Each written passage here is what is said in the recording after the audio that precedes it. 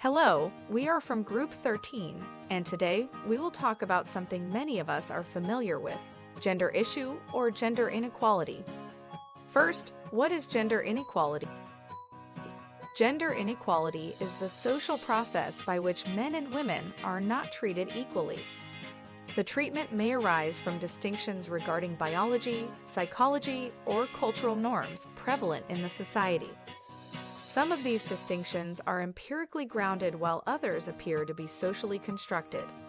Studies show the different lived experiences of genders across many domains, including education, life expectancy, personality, interests, family life, careers, and political affiliation. Gender inequality is experienced differently across different cultures, and it also affects non-binary people. For example, lack of mobility, freedom of marriage, custody right, professional obstacles, and many more. We will continue with the issues and the causes. The first issues in Singapore. Women earn a staggering $640,000 less than their male counterparts over a 40-year career. The differential, which includes CPF contributions, was calculated as part of AWARE's ongoing research on how the labor market treats women unfairly and what the government, employers, and trade unions can do to address gender inequality at the workplace. The recent spate of conversations on Oxfam's commitment to reducing inequality index omitted one of its most significant findings: how gender inequality contributes to economic inequality. How does gender inequality manifest itself in a country where men and women have equal opportunities to education and jobs? Now let's jump to issue number 2. Geneva ILO News. In every country in the world, women continue to be paid less for comparable work than men, says the ILO, and the wage gap narrowed only slightly over the past decade. By the year 2000, women will make up at least one-half of the workforce in most countries, as opposed to one-third in 1990.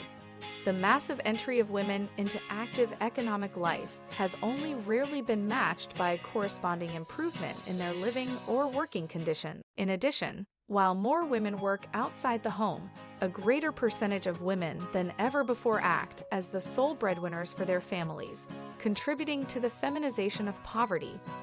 This cycle of poverty cannot be broken until women receive fair wages, says Ms. Chinery Hess.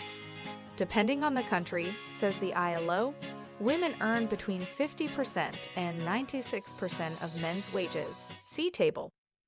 Other trends illustrate the persistence of the obstacles faced by women in the workplace.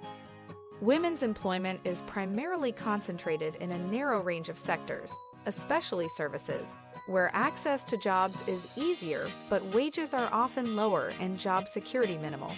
Even within those sectors, women find themselves clustered at the lower echelons. UN Women Report in September 2020, approximately 740 million women work in the informal economy, and their income fell by 60% in the initial months of the COVID. While the ravaging pandemic has hit an already underperforming economy, the crisis of unemployment and lack of substantial job opportunities has inundated our country's workforce. The unseen truth in the turmoil of joblessness created by the pandemic is the mere fact that while the pandemic has affected all of us, and women especially have been the worst hit.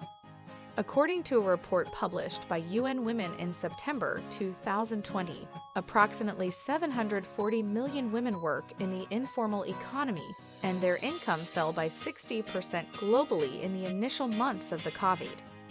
Women remain noticeably more vulnerable to job insecurities than men, as cited by the Institute for Women's Policy Research. The concern over occupational segregation continues to remain grave and deep-rooted.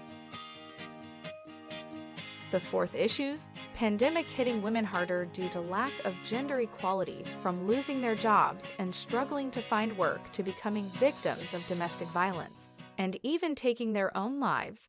Women are disproportionately bearing the brunt of the novel coronavirus pandemic, research shows. According to a Cabinet Office report released on April 28, The average number of female non-regular workers in 2020 dropped by 500,000 from the previous year. The average number of male non-regular workers in 2020, though, was only 260,000 less than the year before. The report's analysis of central government data shows women with children who are elementary school age or younger had struggled harder to find work than other women when schools were shut down due to the pandemic around April 2020. The fifth issue is facing the gender gap in the workplace. According to a McKinsey study on women in the workplace, corporate America has made almost no progress improving women's representation over the past 4 years. The research shows that women are underrepresented at every level, and women of color are the most underrepresented group of all, lagging behind white men, men of color, and white women. The study revealed that the underrepresentation of women in high-level roles isn't due to lack of education or attrition rates. The McKinsey study showcases the drastic comparison between men and women in the workplace. It states that women are less likely to be hired into entry-level jobs than men, even though they currently earn more bachelor's degrees and have the same attrition rate. As employees move up the corporate ladder, the disparity increases. Only 79 women are promoted to manager, compared to every 100 men.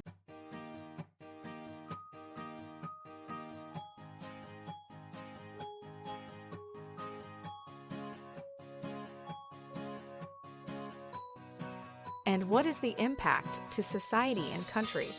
First, a company will not prosper because female employees are also able to promote the company to outsiders. After that, a company will suffer losses because female employees do work more efficiently than men. Other than that, more older women are at risk of homelessness than men. And lastly, women's financial security, health, and well-being will be affected.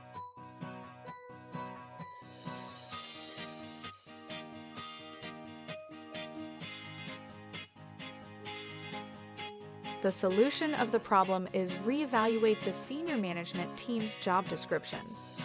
Companies that aren't recruiting women for senior positions should look at what hurdles have resulted in fewer female job applications. Companies should assess whether other sorts of experience that broadens the pool of applicants is useful to the position, says Women's Voices. Other than that, remove the wage disparity between men and women. A new transparent culture must be established to address gender pay disparity in the workplace. Each job should have a pay bracket that specifies the salary range for that position. Buffer, a social media management platform, is an example of a corporation that values openness throughout the organization. After that, make a priority of work-life balance for your staff. The absence of affordable childcare support is one of the most significant barriers to women reaching the pinnacle of their careers.